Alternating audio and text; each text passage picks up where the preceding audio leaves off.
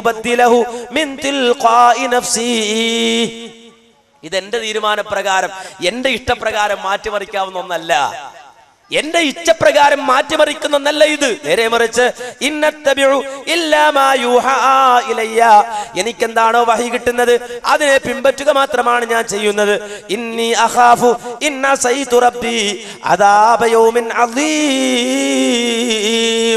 എന്റെ റബ്ബിനെ ഞാൻ ധിക്കരിച്ചാൽ, എന്റെ റബ്ബിനെ ഞാൻ എതിര് പ്രവർത്തിച്ചാൽ വരാനിരിക്കുന്ന ഭയാനകമായ ദിവസത്തെ ശിക്ഷയെ ഞാൻ പേടിക്കുന്നുണ്ടെന്ന് പറയൂ നബിയേ. ഇതെന്റെ ഇഷ്ടത്തിന് മാറ്റാവുന്നതല്ല, മാറ്റിമറിക്കാവുന്നതല്ല.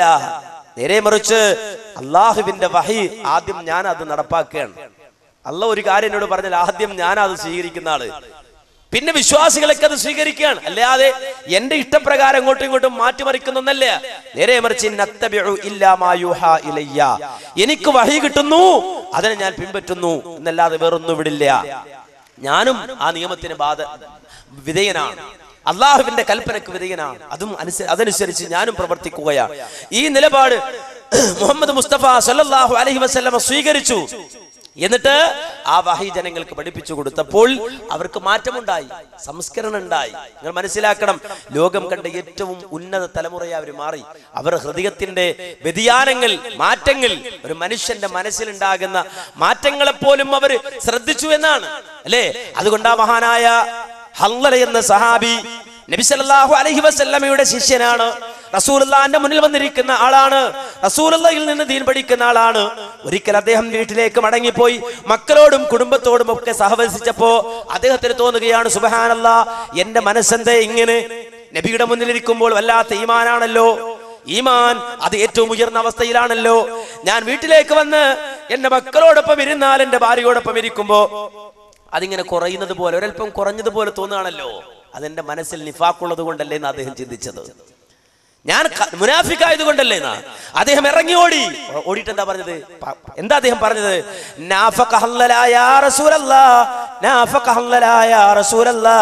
അല്ലാഹുവിന്റെ റസൂലെ, ഹൻളല മുനാഫിഖായി, ഹൻളല മുനാഫിഖായി, ഹൻളല മുനാഫിഖായി എന്ന് പറഞ്ഞിറങ്ങി ഓടുമ്പോ വഴിയിൽ വെച്ച് അബൂബക്കർ സിദ്ദീഖ് റളിയല്ലാഹു അൻഹു കാണുകയാണ്. റസൂലുള്ളാഹിയുടെ ഒന്നാമത്തെ ശിഷ്യൻ, റസൂലുള്ളാഹിന്റെ അമ്മോശൻ മഹാനായ അബൂബക്കർ സിദ്ദീഖ് റളിയല്ലാഹു അൻഹു കാണുകയാണ്. ചോദിക്കുന്നു ഹൻളലയോട്, എന്താ നീ പറയുന്നത്? ആ സന്ദർഭത്തിൽ ഹൻളല പറഞ്ഞു കൊടുക്കുന്നു, നബിയുടെ മുന്നിൽ ഇരിക്കുമ്പോഴുള്ള അതേ ഈമാൻ എന്റെ കുടുംബത്തിൽ, എന്റെ മക്കളോടൊപ്പം, ബന്ധുക്കളോടൊപ്പം ഇരിക്കുമ്പോൾ വരുന്നില്ല.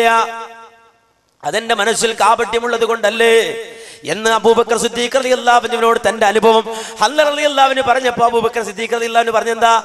ഞാനും അങ്ങനെ തന്നെ, എനിക്കും ഉണ്ടാകാറുണ്ട് അത് എന്ന് പറഞ്ഞു. ഞാനും അങ്ങനെ തന്നെ, എനിക്കും ആ പ്രശ്നമുണ്ട്, നമുക്ക് രണ്ടുപേർക്കും ഒന്നിച്ചു പോകാം. നേരെ പോവുകയാണ് റസൂലുള്ളാഹിന്റെ മുന്നിലേക്ക്. നബി സല്ലല്ലാഹു അലൈഹി വസല്ലം നബിയുടെ മുന്നിൽ ചെന്ന് കാര്യം പറഞ്ഞു അവര്. ആ സന്ദർഭത്തിൽ അല്ലാഹുവിന്റെ റസൂൽ പറഞ്ഞു, വിശ്വാസം, ഈമാൻ എന്ന് പറഞ്ഞാൽ യസീദു വയൻഖുസ്, അതിങ്ങനെ കേറിയും ഇറങ്ങി നിൽക്കും, സൂക്ഷിക്കണം. അതിങ്ങനെ ചിലപ്പോ ഇങ്ങനെ കേറും, ചിലപ്പോ ഇങ്ങനെ ഡൗൺ ആയി വരും, അതിന്റെ ഗ്രാഫിൽ വ്യത്യാസം ഉണ്ടാവും. എന്നിട്ട് അല്ലാഹുവിന്റെ റസൂല് പറഞ്ഞു, നിങ്ങൾ എന്റെ മുന്നിലിരിക്കുന്ന അതേ അവസ്ഥയിൽ തന്നെയായിരുന്നു സദാസമയവുമെങ്കിൽ, അതേ ഈമാനിക ആവേശത്തോടെയാണ് എല്ലാ സമയത്തും നിങ്ങൾ ജീവിച്ചിരുന്നതെങ്കിൽ, ലസാഫഹതുകുമുൽ മലായിക, അല്ലാഹുവിന്റെ മലക്കുകൾ നിങ്ങൾക്ക് മുസാഫഹത്ത് ചെയ്യുമായിരുന്നു, അവർ നിങ്ങൾക്ക് ശൈക്കാൻ തരുമായിരുന്നു. മലക്കുകൾ വന്നിട്ടേ അവർ നിങ്ങൾക്ക് ശൈക്കാൻ തരുമായിരുന്നു. ആ ദറജയിലേക്ക് നിങ്ങൾ ഉയർന്നു പോകുമായിരുന്നു. അതുകൊണ്ട് നിങ്ങൾ അല്ലാഹുവിനോട് പ്രാർത്ഥിക്കണം, റബ്ബിനോട് ദുആ ചെയ്യണം. എന്ത്? യാ മുഖല്ലിബൽ ഖുലൂബ് സബ്ബിത് ഖൽബി അലാ ദീനിക്, ഹൃദയങ്ങളെ മാറ്റിമറിക്കുന്ന അല്ലാഹ്, ഹൃദയങ്ങളെ മാറ്റിമറിക്കുന്ന അല്ലാഹ്, സബ്ബിത് ഖൽബി അലാ ദീനിക്, എന്റെ ഹൃദയത്തെ നിന്റെ മതത്തിൽ ഉറപ്പിച്ചു നിർത്തണേ എന്ന് അല്ലാഹുവിനോട് പ്രാർത്ഥിച്ചോളൂ. മുഹമ്മദ് നബി സല്ലല്ലാഹു അലൈഹി വസല്ലം പറയാണ്. നിങ്ങൾ ചിന്തിക്കണം, ആലോചിക്കണം. എന്താണല്ലേ? സ്വന്തം മനസ്സിലുണ്ടാകുന്ന വ്യത്യാസം പോലും അവർ ശ്രദ്ധിക്കുകയാണ്. ആലോചിക്കേണ്ട, കുറവുണ്ടാകരുത്, കുറ്റുണ്ടാകരുത് എന്നാ. നമ്മൾ നേരെ തിരിച്ചാ. നമ്മളായിരുന്നെങ്കിൽ നമ്മൾ എന്താ പറയാ? ഞാൻ മുനാഫിക്കാന്നാ? അല്ല, നേരെ മറിച്ച് അബൂബക്കർ മുനാഫിക്കാ നബിയെ, ഒന്ന് സൂക്ഷിച്ചേക്കണം. ഉമർ മുനാഫിക്കാ നബിയെ എന്ന് പറയും. അവര് മുനാഫിക്കാണോ ഇവര് മുനാഫിക്കാണോ നമ്മൾ നോക്കണം. നമ്മുടെ കാര്യം നമ്മൾ ചിന്തിച്ചിട്ടില്ല, നമ്മൾ ആലോചിച്ചിട്ടില്ല. എന്നാൽ അല്ലാഹുവിന്റെ റസൂലിന്റെ സഹാബത്ത് ശ്രദ്ധിക്കുകയാണ്, ആലോചിക്കുകയാണ്. അവരുടെ മനസ്സിലുണ്ടാകുന്ന മാറ്റങ്ങളെ പോലും സൂക്ഷ്മ നിരീക്ഷണം നടത്തുകയാണ്. രാത്രിയുടെ അന്ത്യാമങ്ങളിൽ എഴുന്നേറ്റിരുന്നുകൊണ്ട് അല്ലാഹുവിനോട് അവർ ഇസ്തിഗ്ഫാർ ചെയ്യുകയാണ്. എല്ലാവരും ഉറങ്ങുമ്പോ അവർ എഴുന്നേറ്റിരുന്ന് ഇസ്തിഗ്ഫാർ ചെയ്യുകയാണ്. ആരെയും കാണിക്കാനല്ല, ഒരാളെയും ബോധ്യപ്പെടുത്താനല്ല. തതജാഫാ ജുനൂബുഹും അനിൽ മലാജിഇ യദ്ഊന റബ്ബഹും ഖൗഫൻ വതമആ. അവരെ സംബന്ധിച്ചിടത്തോളം എല്ലാവരും ഉറങ്ങുന്ന വേളയിൽ രാത്രിയുടെ ആ അന്ത്യയാമത്തിൽ അവരുടെ പാർശ്വം ഇങ്ങനെ എണീറ്റ് പോവുകയാണ്. എന്നിട്ടോ യദ്ഊന റബ്ബഹും, രാത്രിയിൽ എല്ലാവരും ഉറങ്ങിക്കിടക്കുന്ന സമയത്ത് രാത്രിയുടെ അന്ത്യയാമത്തിൽ എഴുന്നേറ്റിരുന്നിട്ട് അള്ളാഹുവിനോട് ദുആ ചെയ്യുകയാണ്, റബ്ബിനോട് അവർ പ്രാർത്ഥിക്കുകയാണ്, ഇസ്തിഗ്ഫാർ ചെയ്യുകയാണ്, പൊറുക്കലിനെ ചോദിക്കുകയാണ്, സ്വർഗം അന്വേഷിക്കുകയാണ്, ജീവിതത്തിൽ നന്മ കൊണ്ട് അലങ്കരിക്കുകയാണ്. അവരെ നോക്കി വിശുദ്ധ ഖുർആൻ പറഞ്ഞു, കുന്തും ഖൈറ ഉമ്മ ഉഖ്രിജത് ലിന്നാസ് തഅ്മുറൂന ബിൽ മഅറൂഫ് വതൻഹൗന അനിൽ മുൻകർ വതുഅ്മിനൂന ബില്ലാഹ്. നിങ്ങളാണ് ഏറ്റവും ഉത്തമ തലമുറ ജനങ്ങളെ, ഏറ്റവും ഉത്തമ സമുദായം നിങ്ങളാണ്, ഏറ്റവും ഉത്തമരായവർ നിങ്ങളാണ്, നിങ്ങൾ ജനങ്ങൾക്ക് വേണ്ടി പുറപ്പെടുവിക്കപ്പെട്ടവരാണ്. നിങ്ങളുടെ യോഗ്യത എന്താണ്? തഅ്മുറൂന ബിൽ മഅറൂഫ്, നിങ്ങൾ നന്മ കൽപ്പിക്കുന്നു, വതൻഹൗന അനിൽ മുൻകർ, തിന്മയെ തൊട്ട് നിങ്ങൾ വിരോധിക്കുന്നു, വതുഅ്മിനൂന ബില്ലാഹ്, സർവോപരി നിങ്ങൾ അല്ലാഹുവിൽ അചഞ്ചലമായി വിശ്വസിക്കുന്നു. നിങ്ങൾ മനസ്സിലാക്കണം, അങ്ങനെ ഉത്തമ തലമുറയെ അല്ലാഹുവിന്റെ റസൂൽ വാർത്തെടുക്കുകയാണ്, നബി വാർത്തെടുക്കുകയാണ്, വളർന്നു വരികയാണ്.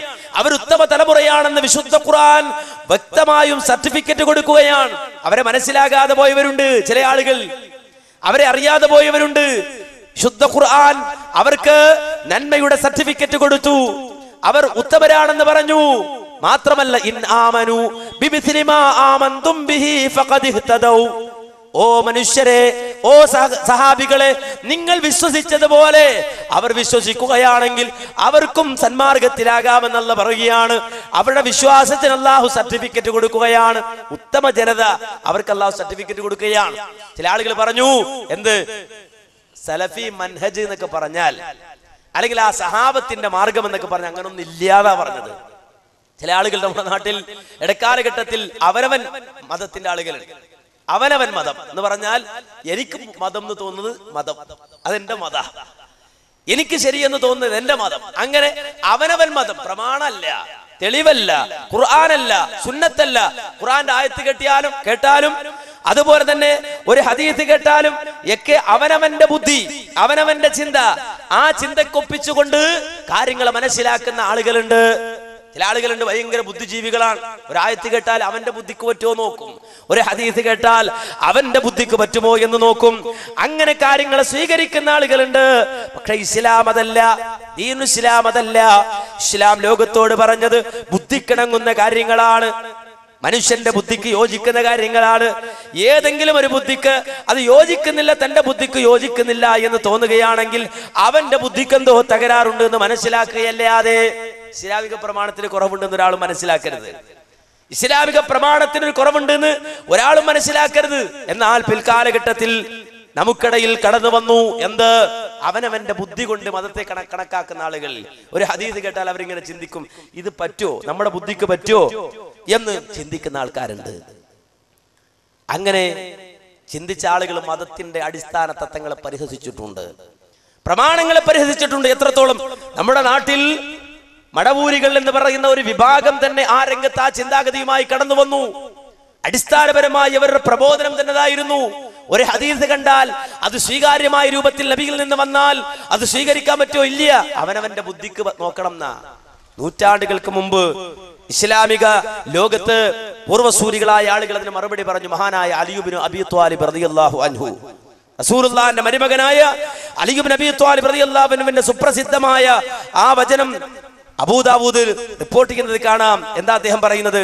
ലൗ കാന ദീനു ബിർറഇ ലകാന അസ്ഫലുൽ ഖുഫി ഔലാ ബിൽ മസ്ഹി മിൻ അലാഹു. ഒരു മനുഷ്യൻ അവനവന്റെ ബുദ്ധി കൊണ്ടാണ് മതം കൈകാര്യം ചെയ്തിരുന്നത്, അങ്ങനെയാണ് മതം കൈകാര്യം ചെയ്യേണ്ടത് എങ്കിൽ ഒരാൾ സോക്സ് ധരിച്ചു അല്ലെങ്കിൽ ബൂട്ട് ധരിച്ചു, വുദു എടുത്തിട്ടാണ് ഇത് ധരിച്ചതെങ്കിൽ ഒരു രാവും ഒരു പകലും പിന്നെ അയാൾക്ക് വുദു എടുക്കേണ്ടി വന്നാൽ അതിന്റെ മുകളിൽ തടവിയാൽ മതി അയാൾ. അങ്ങനെ നിയമമുണ്ട്, അത് അഴിക്കേണ്ടതില്ല, ഇങ്ങനെ നിയമമുണ്ട്. യാത്രക്കാരനാണെങ്കിൽ 3 ദിവസം വരെ, നാട്ടിൽ താമസിക്കുന്ന ആളാണെങ്കിൽ രാവും ഒരു പകലും ഒരു ദിവസം പൂർണ്ണമായി ഇങ്ങനെ ചെയ്യാമെന്നൊരു നിയമമുണ്ട്. ഓരോരുത്തന്റെ ബുദ്ധി അനുസരിച്ചാണ് നിയമം നടപ്പാക്കേണ്ടതെങ്കിൽ ലകാന അസ്ഫലുൽ ഖുഫി ഔലാ ബിൽ മസ്ഹി മിൻ അലാ. ആ സോക്സിന്റെ മുകളിൽ തടവുന്നതിനേക്കാൾ നല്ലത് അതിന്റെ അടിയിൽ തടവലാണ്. അതിന്റെ അടിഭാഗത്ത് ചെളി പറ്റാൻ സാധ്യതയുള്ള അടിഭാഗം തടകാനാണ് നിർദ്ദേശിക്കേണ്ടിയിരുന്നത്. പക്ഷേ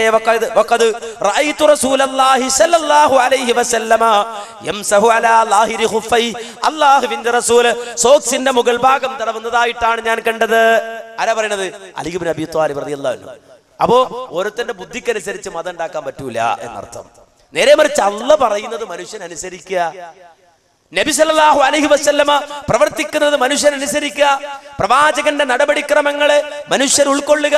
അതാണ് മാന്യ സഹോദരങ്ങളെ വിജയത്തിനുള്ള മാർഗം. അതുകൊണ്ടാണ് അല്ലാഹുവിന്റെ റസൂല് മുഹമ്മദ് നബി സല്ലല്ലാഹു അലൈഹി വസല്ലമ ഒരു ദിവസം എഴുന്നേറ്റ് നിന്നിട്ട് അർത്ഥസമ്പുഷ്ടമായ ഒരു പ്രഭാഷണം അല്ലാഹുവിന്റെ റസൂൽ നടത്തുകയാണ്. ആ ഉപദേശം കേട്ടിട്ട് ഞങ്ങളുടെ കണ്ണുകൾ ചാലിട്ടൊഴുകി, ഞങ്ങളുടെ ഹൃദയം കിടുകിടാവിറക്കാൻ തുടങ്ങി. നബിയുടെ ഖുതുബ പ്രഭാഷണം എന്ന് പറഞ്ഞാൽ എങ്ങനെ? അതിന് ജീവനുണ്ട്. അത് കേട്ടിട്ട് അവരുടെ ഹൃദയം ഇങ്ങനെ വിറക്കുകയാണ്, അവരുടെ കണ്ണുകൾ ചാലിട്ടൊഴുകുകയാണ്. ആ സന്ദർഭത്തിൽ ചോദിച്ചു ആള്, യാ റസൂലല്ലാഹ് കഅന്ന ഹാദിഹി മൗഇദത്തു മുവദ്ദിഅ, താങ്കളുടെ ഉപദേശം കേട്ടിട്ട് വിട ചോദിക്കുന്ന ഒരാളുടെ ഉപദേശം പോലെയുണ്ടല്ലോ നബിയെ, യാത്ര ചോദിക്കുന്ന ഒരാളുടെ ഉപദേശം പോലെയുണ്ടല്ലോ നബിയെ. ഫമാദാ തഅഹദു ഇലൈനാ, എന്തെങ്കിലും ഞങ്ങളോട് പ്രത്യേകമായി കരാർ ചെയ്യാനുണ്ടോ നബിയെ, പ്രത്യേകമായി എന്തെങ്കിലും പറയാനുണ്ടോ എന്ന് ചോദിക്കുമ്പോൾ അല്ലാഹുവിന്റെ റസൂൽ പറയുന്നു, ഊസീകും ബിതഖ്വല്ലാഹ്, തഖ്വയുണ്ടാകണം എന്ന് വസിയത്ത് ചെയ്യുകയാണ്. നിങ്ങൾ അല്ലാഹുവിനെ സൂക്ഷിക്കണം മനുഷ്യരെ, തഖ്വ വേണം, തഖ്വ വേണം. നിങ്ങളുടെ ജീവിതത്തിൽ കല്ലും മുള്ളും നിറഞ്ഞൊരു വഴിയിലൂടെ നടക്കേണ്ടി വന്നാൽ ആ വഴിയിൽ കല്ലും മുള്ളുമുണ്ട് എന്ന് നിങ്ങൾക്കറിയാമെങ്കിൽ എത്ര സൂക്ഷ്മമായി നിങ്ങളുടെ ഓരോ കാലടികളും നിങ്ങൾ എടുത്തു വെക്കോ, അത്രയും സൂക്ഷ്മമായി നിങ്ങൾ ജീവിക്കണം. എന്നിട്ട് അല്ലാഹുവിന്റെ റസൂൽ പറഞ്ഞു, നിന്റെ ഭരണാധികാരി, നിന്റെ നേതാവ് ഒരു നീഗ്രോ അടിമയാണെങ്കിൽ പോലും അയാൾ പറയുന്നത് നീ അനുസരിക്കണം, അയാൾ പറയുന്നത് ശ്രദ്ധിച്ചു കേൾക്കണം. ഒരു നീഗ്രോ അടിമയാണെങ്കിൽ പോലും നിന്റെ നേതാവ് പറയുന്നത് നീ കേൾക്കണം, അനുസരിക്കണം. എന്നിട്ട് അല്ലാഹുവിന്റെ റസൂൽ പറയാണ്, ഫഇന്നഹു മയ്യഅശ് മിൻകും ബഅദി, നബി പറയാണ്, ഞാൻ യാത്ര ചോദിക്കുകയാണ്, ഇതുവരെ നിങ്ങൾക്കിടയിൽ ഏതു തരത്തിലുള്ള അഭിപ്രായ വ്യത്യാസം ഉണ്ടായാലും വഹീന്റെ അടിസ്ഥാനത്തിൽ തീർപ്പ് കൽപ്പിച്ചവനാണ് ഞാൻ, നിങ്ങൾക്കത് പറഞ്ഞു തന്നവനാണ് ഞാൻ. ഇനി ഞാൻ മരിച്ചു കഴിഞ്ഞാൽ എന്റെ കാലശേഷം നിങ്ങൾ ജീവിക്കേണ്ടി വന്നാൽ ഒരുപാട് അഭിപ്രായ വ്യത്യാസങ്ങൾ നിങ്ങൾക്ക് കാണാൻ കഴിയും. അല്ലാഹുവിന്റെ റസൂൽ പറയുകയാണ്, ഈ ലോകത്ത് നിന്ന് യാത്രയാകുന്നതിന് മുമ്പ് റസൂലുള്ള പറയാണ്, എന്റെ കാലം കഴിഞ്ഞാൽ ഒരുപാട് അഭിപ്രായ വ്യത്യാസം കാണാൻ കഴിയും നിങ്ങൾക്ക്. ആ സന്ദർഭത്തിൽ നിങ്ങൾ പിഴച്ചു പോകല്ല മനുഷ്യരെ, വ്യതിചലിച്ചു പോകല്ല മനുഷ്യരെ. ഫഅലൈക്കും ബിസുന്നതി വസുന്നതിൽ ഖുലഫാഇൽ മഹ്ദീൻ അർ-റാഷിദീൻ, എന്റെ മാർഗത്തെ നിങ്ങൾ മുറുകെ പിടിക്കണം, എന്റെ ചര്യ നിങ്ങൾ മുറുകെ പിടിക്കണം. അതുപോലെ സച്ചരിതരായ ഖുലഫാഉകൾ, ആ ഖുലഫാഉകളുടെ ചര്യയും നിങ്ങൾ മുറുകെ പിടിക്കണം.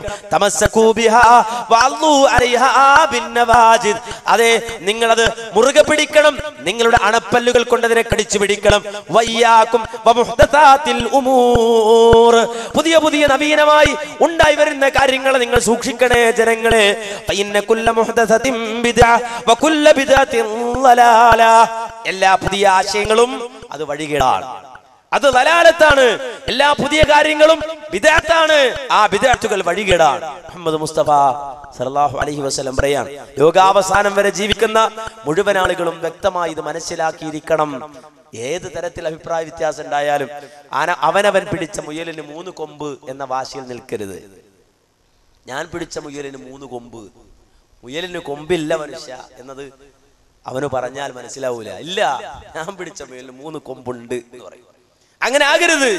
നേരെ മറിച്ച് അഭിപ്രായ വ്യത്യാസം ഉണ്ടാവും. മനുഷ്യനാണ്, ചിന്തിക്കുന്നവരാണ്, വായിക്കുന്നവരാ, പഠിക്കുന്നവരാണ്. അഭിപ്രായ വ്യത്യാസം ഉണ്ടാവും. അപ്പോൾ എന്താ ചെയ്യേണ്ടത്? ഫഇൻ തനാസഅതും ഫീ ശൈഇൻ ഫറുദ്ദൂഹു ഇലല്ലാഹി വറസൂൽ, ഏത് വിഷയത്തിൽ നിങ്ങൾക്കിടയിൽ അഭിപ്രായ വ്യത്യാസം ഉണ്ടായാലും ആ വിഷയത്തെ നിങ്ങൾ മടക്കണേ എങ്ങോട്ട്? അല്ലാഹുവിന്റെ ഖുർആനിലേക്ക്, അല്ലാഹുവിന്റെ റസൂലിന്റെ ചര്യയിലേക്ക്. അവിടെ എല്ലാത്തിനും തെളിവുണ്ട്. ചില ആളുകൾ മനസ്സിലാക്കിയത് അവിടെ ഒന്നും ഇല്ലാന്നാ. അത് നബി സല്ലല്ലാഹു അലൈഹി വസല്ലമയുടെ ആ ജീവിതത്തിൽ അല്ലെങ്കിൽ പ്രവാചകന്റെ ജീവിതത്തിൽ നിന്ന് എല്ലാം കിട്ടോ? 1400 കൊല്ലം മുമ്പ് വഫാത്തായ പ്രവാചകൻ, ആ പ്രവാചകന്റെ ജീവിതത്തിൽ നിന്ന് എല്ലാ കാര്യങ്ങൾക്കും പരിഹാരം ഉണ്ടാകും എന്നാണ്. നിന്റെ ജീവിതത്തിൽ എന്ത് പ്രശ്നം ഉണ്ടെങ്കിലും ഏത് കാര്യമാണെങ്കിലും ആ റസൂലിലേക്ക് നോക്കിയാൽ നിനക്ക് മാതൃകയുണ്ട്. കാരണം റസൂൽ എല്ലാം പഠിപ്പിച്ചാ പോയത്. നബി പഠിപ്പിക്കാതെ പോയിട്ടില്ല, നബി പറയാതെ പോയിട്ടില്ല, ഒരു കാര്യത്തെ കുറിച്ചും റസൂൽ പറയാതെ പോയിട്ടില്ല. ലോകത്ത് നന്മ എന്തെല്ലാം ഉണ്ടോ അത് റസൂല് പഠിപ്പിച്ചു. ഏതെല്ലാം കാര്യം തിന്മയായുണ്ടോ റസൂൽ അതിനെ തൊട്ട് വിരോധിച്ചു. അള്ളാന്റെ റസൂൽ തന്നെ പറഞ്ഞു, മാ തറക്തു ശൈഅൻ യുഖർരിബുകും ഇലല്ലാഹ് ഇല്ലാ ഖദ് ഹദ്ദസ്തുകും ബിഹി. ഒരു കാര്യവും ഞാൻ ഉപേക്ഷിച്ചു കളഞ്ഞിട്ടില്ല. എങ്ങനെയുള്ള കാര്യം? അല്ലാഹുവിലേക്ക് നിങ്ങളെ അടുപ്പിക്കുന്ന, റബ്ബിന്റെ സാമീപ്യം നിങ്ങൾക്ക് വാങ്ങിത്തരുന്ന ഒരു കാര്യവും ഞാൻ നിങ്ങളെ തൊട്ട് വിരോധിച്ചിട്ടില്ല, നിങ്ങളെ തൊട്ട് വിട്ടുകളഞ്ഞിട്ടില്ല. എങ്ങനെയല്ലാതെ? ഇല്ലാ ഖദ് ഹദ്ദസ്തുകും ബിഹി, ആ കാര്യം ഞാൻ നിങ്ങളോട് പറഞ്ഞിട്ടല്ലാതെ റബ്ബിന്റെ സാമീപ്യം നേടിത്തരുന്ന മുഴുവൻ കാര്യങ്ങളും ഞാൻ നിങ്ങളോട് പറഞ്ഞു തന്നിട്ടുണ്ട്, പഠിപ്പിച്ചിട്ടുണ്ട്.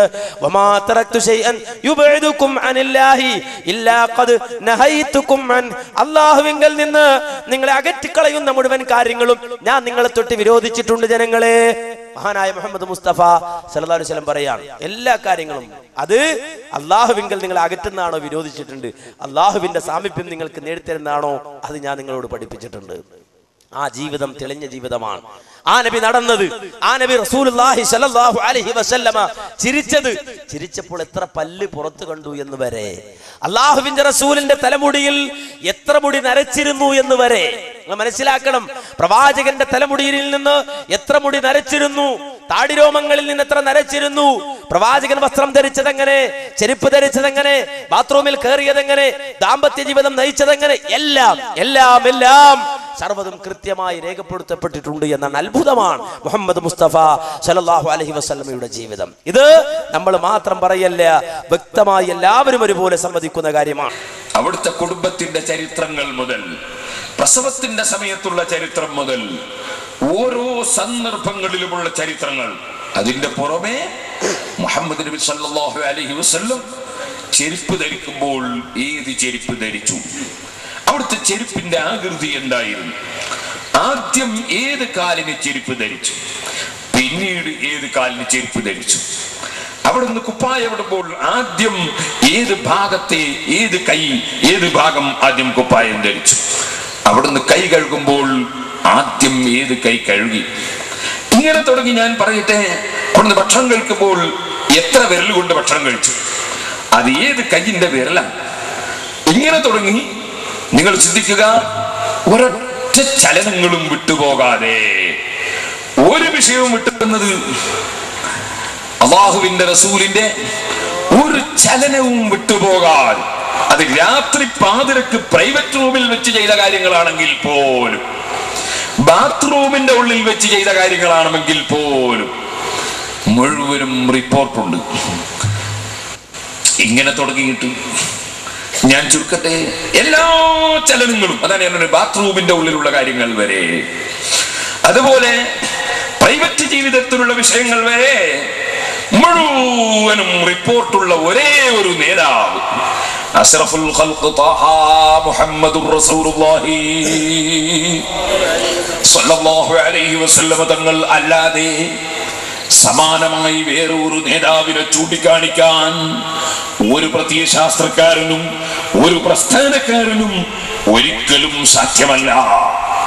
അത്രയും വിശദമായി സർവ വിഷയങ്ങളും, സർവവാചകങ്ങളും, ആവശ്യമായ മുഴുവൻ വിഷയങ്ങളും റിപ്പോർട്ട് വന്നിട്ടുള്ള ലോകത്ത് തുല്യതയില്ലാത്ത നേതാവ് മുഹമ്മദുർ റസൂലുള്ളാഹി സ്വല്ലല്ലാഹു അലൈഹി വസല്ലമ മാത്രമാണ് എന്നാണ്. യാതൊന്നും വിട്ടുപോകാതെ എല്ലാം വന്നു. റസൂലുള്ളാഹിന്റെ അനക്കം മടക്കം, എത്രത്തോളം ബാത്റൂമിൽ കയറുമ്പോ ഏത് കാല് വെച്ച് കയറണമെന്ന് വരെ പഠിപ്പിച്ചു റസൂലുള്ളാഹി സ്വല്ലല്ലാഹു അലൈഹി വസല്ലം. കൃത്യമായി ഇതിന്റെ റിപ്പോർട്ടുണ്ട്, കൃത്യമായി ഇതിന്റെ റിപ്പോർട്ടുണ്ട്. അത് ലോകത്ത് നിലനിൽക്കുകയാണ്. ആർക്കും അതിനെ മറച്ചു വെക്കാൻ കഴിയില്ല, ഒളിച്ചു വെക്കാൻ കഴിയില്ല. അതുകൊണ്ട് മുസ്ലിം ഉമ്മത്തിനിടയിൽ ഏത് തരത്തിൽ പ്രശ്നമുണ്ടായാലും, അഭിപ്രായ വ്യത്യാസമുണ്ടായാലും മടങ്ങണം എങ്ങോട്ട്? അല്ലാഹുവിന്റെ റസൂലിലേക്ക്. പ്രവാചകന്റെ നടപടി എന്ത് എന്നത് നോക്കണം. നബി നമുക്ക് നൽകുന്ന വസിയ്യത്താണത്. എന്റെ പ്രവാചകൻ എനിക്ക് നൽകിയ വസിയ്യത്താണത്, നിങ്ങളുടെ പ്രവാചകൻ നിങ്ങൾക്ക് നൽകിയ വസിയ്യത്താണത് എന്ന് മനസ്സിലാക്കണം.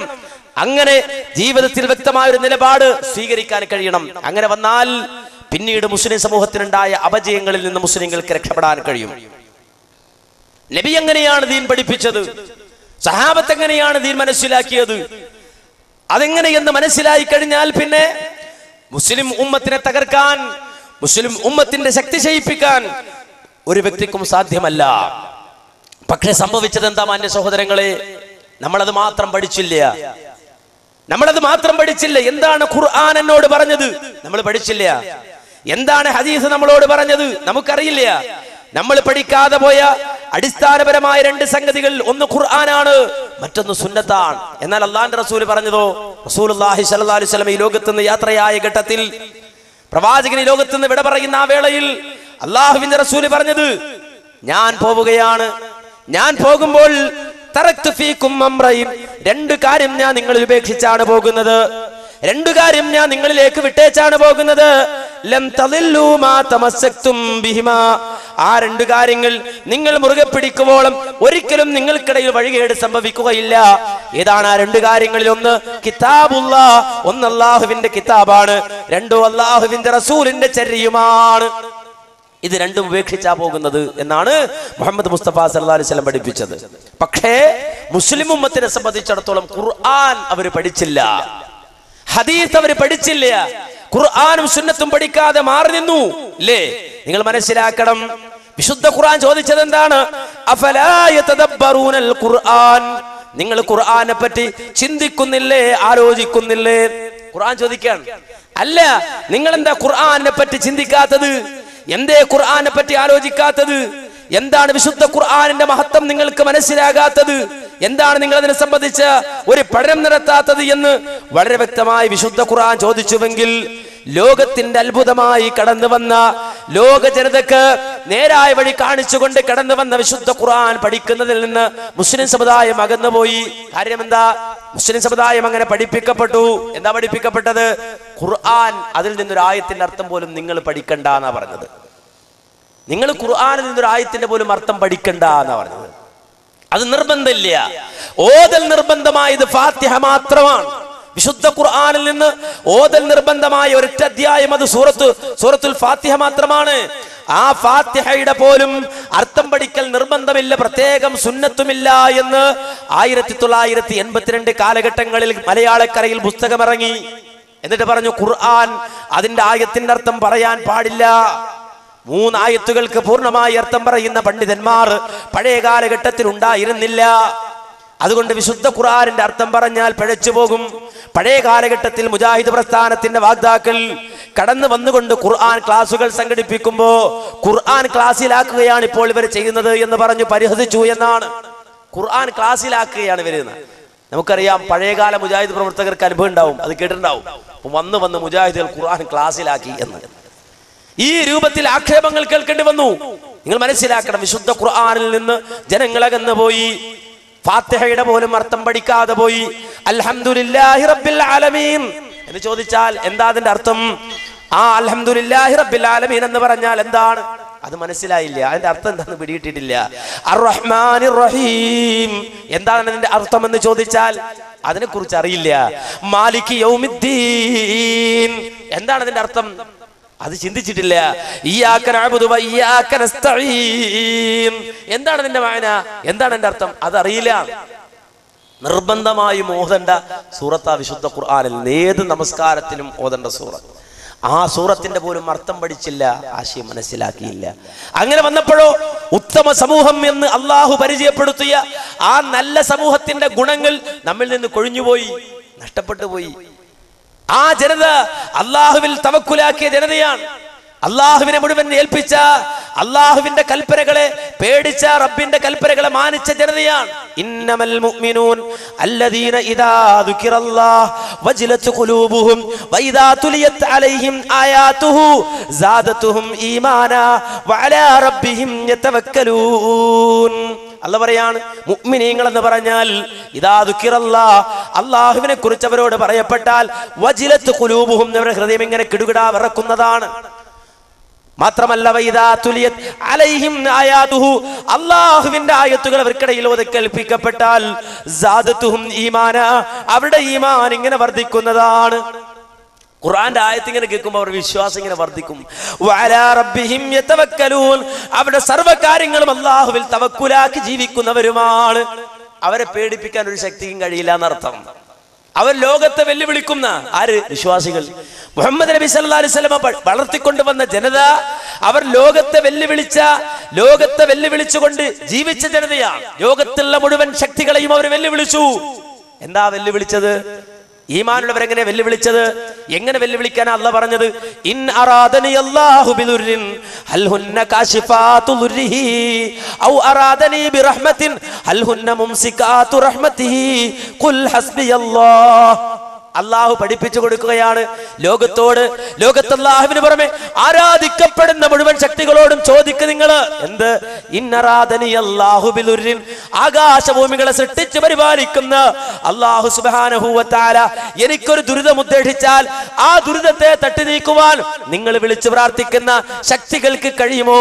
ഔ അറാദനി ബിറഹ്മത്തിൻ ഹൽ ഹുന്ന മുംസികാതു റഹ്മതി, എന്റെ റബ്ബ് എനിക്കൊരു കാരുണ്യം നൽകാൻ ഉദ്ദേശിച്ചാൽ ആ കാരുണ്യത്തെ പിടിച്ചു വെക്കാൻ ലോകത്തെ ഏതെങ്കിലും ഒരു ശക്തിക്ക് കഴിയുമോ എന്ന് ചോദിക്കുന്ന നബിയേ. കഴിയുമെന്ന് പറയുന്നവരുണ്ടെങ്കിൽ വരട്ടെ, തെളിയിക്കട്ടെ. അവർ ലോകത്തെ വെല്ലുവിളിച്ചു വിശ്വാസികൾ. എന്നിട്ട് അല്ലാഹ് പറയാ ഖുൽ, നബിയെ താങ്കൾ പറഞ്ഞേ.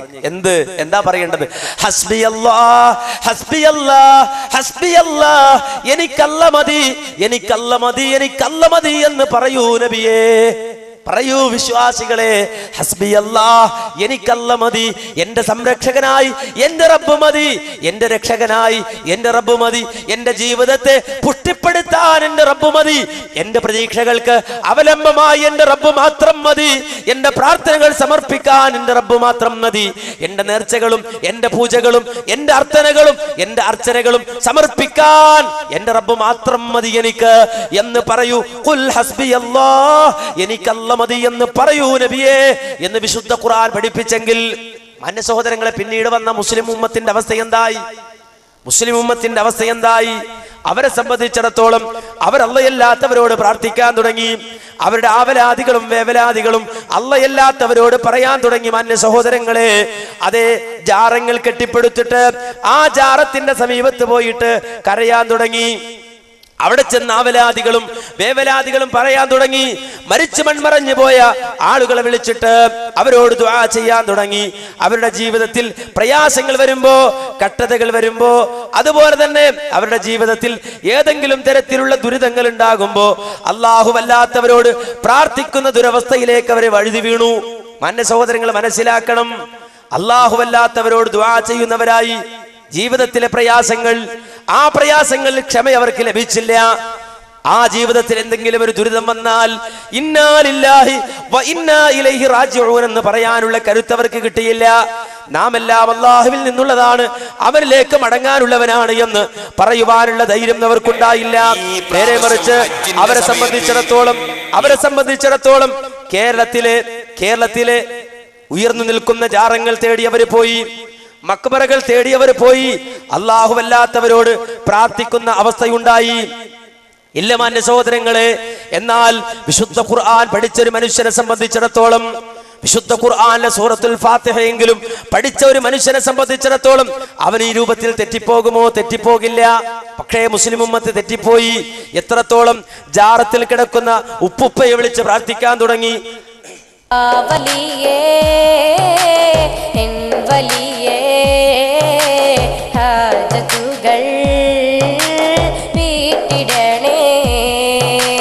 ദുരിതക്കടലിൽ വീണവരെ, കര കാണാതെ വലഞ്ഞവരെ, മോചന തീരം തെളിഞ്ഞുവല്ലോ, ഖല്ലാഖിൻ വലിയോർകളിലല്ലോ, അണയൂ കണ്ണവം വെളുമ്പ മഖാമിൽ സ്നേഹരേ, കരയും കണ്ണാൽ പ്രാർത്ഥന തേടും സോദരേ, യാ വലിയേ എൻ വലിയേ, തേടിടുന്നേ കാവലെന്നും, യാ വലിയേ എൻ വലിയേ, തേടിടുന്നേ കാവലെന്നും. കണ്ണവം മക്കാമിലെ വലിയനെ വിളിച്ചാ പറയുന്നത് യാ വലിയേ, നിങ്ങളിലാണ് ഞാൻ തേടുന്നത്, നിങ്ങളോടാണ് ഞാൻ ചോദിക്കുന്നത്, പ്രയാസങ്ങളും ദുരിതങ്ങളും കട്ടതകളും നീക്കിത്തരുവാൻ നിങ്ങളോടാണ് തേടാനുള്ളത് എന്ന് പറയുന്ന മുസ്ലിം ഉമ്മത്തുണ്ടായി. നിങ്ങൾ മനസ്സിലാക്കേണ്ടതുണ്ട്. ആ കണ്ണവ മഖാം എന്ന് പറയുന്ന ജാറത്തോട് തേടിയിട്ട്, അവിടുത്തെ വലിയനോട് തേടിയിട്ട് ആവശ്യങ്ങൾ നിവർത്തി വരും, ആവശ്യങ്ങൾ മാറിക്കിട്ടും എന്ന് ചിന്തിക്കുന്നവരുണ്ട്, ആലോചിക്കുന്നവരുണ്ട്. എന്നാലോ വിശുദ്ധ ഖുർആൻ ഒരു മനുഷ്യൻ പഠിച്ചിരുന്നെങ്കിൽ, സൂറത്തുൽ ഫാത്തിഹ പഠിച്ചിരുന്നെങ്കിൽ, അവനെ സംബന്ധിച്ചിടത്തോളം വ്യക്തമായി അവൻ പറയുന്നു, വ്യക്തമായി അവൻ പ്രഖ്യാപിക്കുന്നു. എന്താ പ്രഖ്യാപിക്കുന്നത്? അൽഹംദുലില്ലാഹി റബ്ബിൽ ആലമീൻ, ലോകരക്ഷിതാവായ അല്ലാഹുവേ നിനക്കാകുന്നു സർവസ്തുതിയും, ഹംദുകൾക്ക് അർഹൻ റബ്ബേ നീ മാത്രമാണ്, അർ റഹ്മാനിർ റഹീം, പരമകാരുണ്യകനായ കരുണാനിധിയായ അല്ലാഹുവേ നിനക്കാകുന്ന സർവസ്തുതിയും, മാലികി യൗമിദ്ദീൻ, പ്രതിഫല ദിവസത്തിന്റെ ഉടമസ്ഥനായ അല്ലാഹ് നിനക്കാകുന്ന സർവസ്തുതിയും. ഇത് പറഞ്ഞ് റബ്ബിന് ഹംദ് സമർപ്പിച്ചിട്ട് ആ മനുഷ്യൻ പറയുന്നത് ഇയ്യാക നഅ്ബുദു വ ഇയ്യാക നസ്തഈൻ, അല്ലാഹുവേ നിന്നെ മാത്രമാണ് ഞങ്ങൾ ആരാധിക്കുന്നത്, നിന്നോട് മാത്രമാണ് ഞങ്ങൾ സഹായം തേടുന്നത്. ആരാ പറയുന്നത്? ഒരു വിശ്വാസി നെഞ്ചത്ത് കൈവച്ചുകൊണ്ടാ പറയുന്നത്. നമസ്കാരത്തിൽ നെഞ്ചത്ത് കൈവച്ചാ പറയുന്നത്. അതിലും തർക്കമുണ്ട് മുസ്ലിം ഉമ്മത്തിനിടയിൽ. അതും അഭിപ്രായ വ്യത്യാസത്തിലായി. ചിലർ പറഞ്ഞു കൈ കെട്ടിയില്ലെങ്കിൽ എന്തെന്നാ, കൈ കെട്ടിയാലെന്ത് കെട്ടിയില്ലെങ്കിൽ എന്ത്? ഏയ്, അവനവന്റെ കാര്യത്തിൽ അങ്ങനൊന്നും ഇല്ല. ഇല്ല, ഉണ്ടോ? സ്വന്തം കാര്യത്തിൽ അങ്ങനെ ഉണ്ട്. ദീഹിന്റെ കാര്യത്തിലാവുമ്പോൾ കെട്ടിയാലെന്ത് കെട്ടിയില്ലെങ്കിൽ എന്ത്? അങ്ങനെ പറയാൻ നമുക്ക് അർഹത ഉണ്ടാകണമെങ്കിൽ നമ്മൾ നബിയാകണമായിരുന്നു. അള്ളാഹ് തന്നില്ലല്ലോ, അത് ഇല്ല. അഷ്റഫുൽ ഖൽഖല്ലേ വന്നത് അതെ, നബിയാണ് അന്തിമ പ്രവാചകനായി കടന്നു വന്നത്, മുഹമ്മദ് മുസ്തഫ സല്ലല്ലാഹു അലൈഹി വസല്ലം. ആ നബി നമസ്കരിച്ചു, എന്നിട്ട് കൈവച്ചു, കൈകെട്ടി. എവിടെയാണ്? നബി സല്ലല്ലാഹു അലൈഹി വസല്ലം നെഞ്ചിൽ കൈവച്ചു. പിന്നീട് വന്ന പണ്ഡിതന്മാർ അതിന്റെ ഹിക്മത്ത്, അതിലെ തത്വം, അഥവാ നമസ്കാരത്തിൽ കൈകെട്ടുന്നതിന്റെ തത്വം എന്തെന്ന് വിശദീകരിച്ചപ്പോ എന്താ പറഞ്ഞത്? കൈകെട്ടുന്നതിന്റെ ഹിക്മത്ത് എന്താ? നമസ്കാരത്തിൽ കൈവെക്കുന്നതിന്റെ ഹിക്മത്ത് എന്താ? അയ്യകൂന ഫൗക അശ്റഫിൽ അഅ്ളാ, ആ രണ്ട് കരങ്ങളെ ശരീരത്തിലെ ഏറ്റവും ശറഫാക്കപ്പെട്ട, ഏറ്റവും പവിത്രമായ, ഏറ്റവും ശ്രേഷ്ഠമായ സ്ഥലത്തേക്ക് ആ കൈ ആക്കലാണ്. ഏതാ ശരീരത്തിലെ ഏറ്റവും പ്രധാനപ്പെട്ട അവയവം? വയറാണോ? വയറിന്റെ ഇടതുഭാഗമാണോ? അല്ല, വഹിയൽ ഖൽബ്, അത് ഹൃദയമാണ്. ഹൃദയം എവിടെ ഉള്ളത്? വയറ്റില? അതോ വയറിന്റെ ഇടതുഭാഗത്തോ? അതോ നെഞ്ചിലോ? എവിടെ ഹൃദയം ഉള്ളത്? എവിടെയുള്ളത്? അപ്പോൾ മനുഷ്യൻ നമസ്കാരത്തിൽ കൈകെട്ടുന്നതിന്റെ ഹിക്മത്ത് ആ രണ്ട് കരങ്ങളെ ശരീരത്തിലെ ഏറ്റവും പ്രധാനപ്പെട്ട ആ ഭാഗത്താക്കലാണ്. എന്തിനാ അവിടെ ആക്കുന്നത്? ഇന്നൽ ഇൻസാന ഇദാ ഖാഫ അലാ ശൈഇൻ ഹഫളഹു ബിയദിഹി, ഒരു മനുഷ്യൻ ഒരു കാര്യത്തിന്റെ മേൽ പേടിച്ചാൽ കൈകൊണ്ടവൻ അതിനെ സംരക്ഷിക്കും. മനസ്സിലായില്ലേ? ഈ പേപ്പർ പറന്നു വന്ന് പേടിച്ചാലോ കൈവച്ചതിനെ സംരക്ഷിക്കും. ഈ മൈക്ക് വീടുന്ന് പേടിച്ചാലോ പെട്ടെന്ന് കൈവച്ചതിനെ സംരക്ഷിക്കും. ഇതുപോലെ ഹൃദയം അത് പാറിപ്പോകാൻ പാടില്ല. ആ കൈവച്ചുകൊണ്ടതിനെ സംരക്ഷിക്കുന്നത് പോലെ നമസ്കാരത്തിൽ ഹൃദയത്തെ കൈവച്ചുകൊണ്ട് സംരക്ഷിക്കുകയാണ് എന്നതിന്റെ തത്വം പറഞ്ഞ പണ്ഡിതന്മാരുണ്ട്. അതുകൊണ്ട് നിങ്ങൾ വളരെ വ്യക്തമായി മനസ്സിലാക്കണം, നമസ്കാരത്തിൽ ശരീരത്തിലെ ഏറ്റവും പ്രധാനപ്പെട്ട ഭാഗത്ത് കൈവച്ചിട്ട് ഒരു മുസ്ലിമായ മനുഷ്യൻ പറയുന്ന വാചകം, അള്ളാഹുവിനോട് നടത്തുന്ന പ്രതിജ്ഞ എന്താണ്? ഇയ്യാക നഅ്ബുദു വ ഇയ്യാക നസ്തഈൻ, അല്ലാഹുവേ നിന്നെ മാത്രമാണ് ഞങ്ങൾ ആരാധിക്കുന്നത്, നിന്നോട് മാത്രമാണ് ഞങ്ങൾ സഹായം തേടുന്നത്. കണ്ടോ, അള്ളാഹുവിനോട് പറയാണ്, അള്ളാഹുവേ നിന്നെ മാത്രമേ ഞങ്ങൾ ആരാധിക്കൂ, നിന്നോട് മാത്രമേ ഞങ്ങൾ സഹായം തേടൂ. ആ വാചകം പറയുമ്പോ ഒരു മനുഷ്യന്റെ മനസ്സെന്തായിരിക്കണമെന്ന് പണ്ഡിതന്മാര് പറയുന്നുണ്ട്. നിസാരല്ല, അത് വെറുതെ പറയല്ലേ, അള്ളാഹുവിനെ കബളിപ്പിക്കാൻ വേണ്ടി പറയുന്ന വാചകമല്ല അത്. നേരെ മറിച്ച് അത് പറയുമ്പോൾ ഒരു മുസ്ലിമിന്റെ മനസ്സെന്തായിരിക്കണമെന്ന് വിശദീകരിക്കുമ്പോ ഫഖ്റുദ്ദീൻ റാസി തന്റെ തഫ്സീറുൽ കബീറിൽ ഈ ആയത്തിന്റെ വിശദീകരണത്തിൽ പറയുന്നത് കാണാം. അതായത്, അള്ളാഹുവേ ഞാൻ തെരഞ്ഞെടുത്തത് നിന്റെ ഖലീലായ ഇബ്രാഹിം അലൈഹിസ്സലാത്തു വസ്സലാമിന്റെ മാർഗമാണ്. എന്താണ് ആ മാർഗം? ആളിക്കത്തുന്ന തീക്കുണ്ടാരത്തിന്റെ മുന്നിൽ മഹാനായ ഇബ്രാഹിം അലൈഹിസ്സലാത്തു വസ്സലാമിനെ നിർത്തപ്പെട്ട വേളയിൽ തൗഹീദിന്റെ മാർഗത്തിൽ ഇറങ്ങിത്തിരിച്ച ഇബ്രാഹിം നബിയെ തീക്കുണ്ടാരത്തിലേക്ക് വലിച്ചെറിയുവാൻ വേണ്ടിയിട്ട് ആളിക്കത്തുന്ന തീക്കുണ്ടാരത്തിന്റെ മുന്നിൽ കൊണ്ടുപോയി നിർത്തിയ ഘട്ടത്തിൽ നാമൂസുല്ലമീൻ മലക്ക് ജിബ്രീൽ അലൈഹിസ്സലാത്തു വസ്സലാം നേർക്ക് നേരെ ഇബ്രാഹിം നബിയുടെ മുന്നിൽ പ്രത്യക്ഷപ്പെട്ടിട്ട് ചോദിക്കുകയാണ്, ഓ ഇബ്രാഹിം, വല്ല സഹായവും താങ്കൾക്ക് വേണോ? ഏതാനും സെക്കൻഡുകൾ കഴിഞ്ഞാൽ ആളിക്കത്തുന്ന തീക്കുണ്ടാരത്തിലേക്ക് താങ്കൾ വലിച്ചെറിയപ്പെടും. അതുകൊണ്ട് ഈ സമയത്ത് വല്ല സഹായവും വേണമെങ്കിൽ ചോദിച്ചോളൂ, താങ്കളെ സഹായിക്കാൻ അല്ലാഹു എന്നെ ഏൽപ്പിച്ചിട്ടുണ്ടെന്ന് പറഞ്ഞ് മഹാനായ ജിബ്രീൽ അലൈഹിസ്സലാത്തു വസ്സലാം ഇറങ്ങി വരുന്ന ആ ഘട്ടത്തിൽ വല്ല സഹായവും വേണോ എന്ന് ജിബ്രീൽ അലൈഹിസ്സലാം ചോദിച്ച ആ വേളയിൽ ഏതാനും സെക്കൻഡുകൾ കൊണ്ട് താൻ തീക്കുണ്ടാരത്തിൽ കടന്നെറിയുന്ന അവസ്ഥയുണ്ടാകുമെന്ന് മനസ്സിലാക്കിയ ആ ഘട്ടത്തിലും മഹാനായ ഇബ്രാഹിം അലൈഹിസ്സലാം ജിബ്രീലിനോട് പറഞ്ഞ വാചകം എന്താണ്?